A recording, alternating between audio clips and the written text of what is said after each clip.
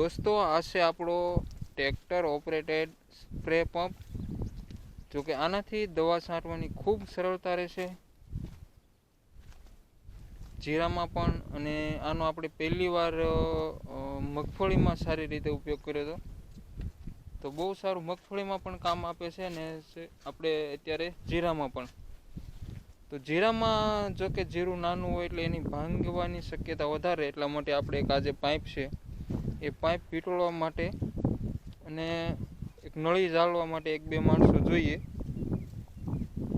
એટલે ઝડપથી કામ થાય। માણસો હોય એટલે તમારે આખો દિવસ દવા ન છાંટવી પડે, 1-2 કલાકમાં કામ પૂરું થઈ જાય। અને આ છે આપણું જીરું। અત્યારે આમાં પોટાશ અને ફૂગનાશક પાવડરનો સ્પ્રે કરવાનો શરૂ છે। તો આ સ્પ્રેથી દવા છાંટવાની છે મિત્રો। વિડીયોને લાઇક કરજો, ચેનલને સબસ્ક્રાઈબ કરજો।